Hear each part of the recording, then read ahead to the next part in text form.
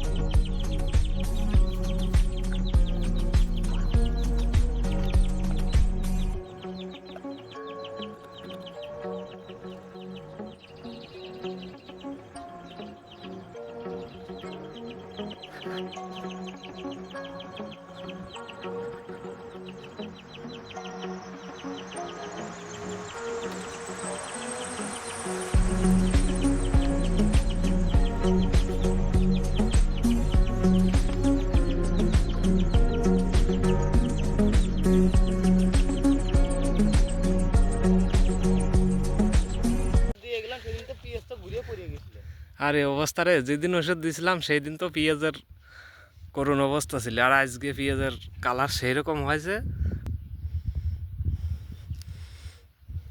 সেই রকম কালার দেখা যাচ্ছে। গাছ টাছ একদম শটাং।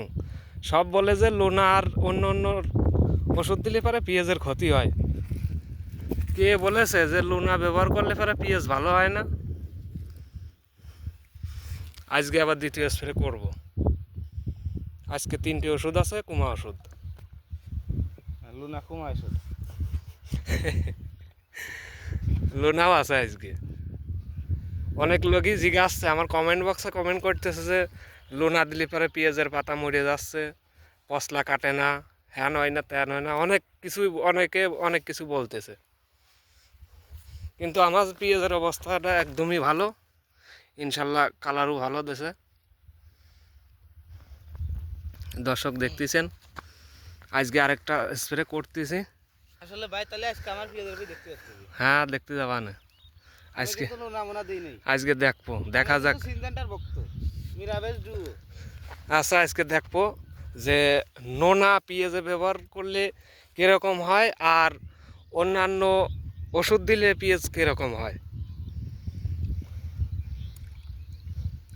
এই যে এই একটা পেঁয়াজ ক্ষেত, এই পেঁয়াজের নোনা ব্যবহার হয়নি, কিন্তু এই পেঁয়াজেতে পশলা লেগে গেছে, দেখাই তো যাচ্ছে, জায়গায় জায়গায় বসে গেছে, তাই না?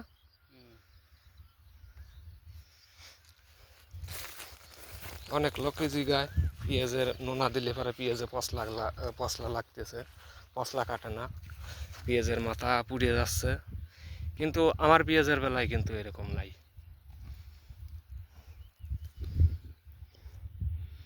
তো দর্শক, সঙ্গে থাকুন, দেখতে থাকুন। এখন স্প্রে হবে।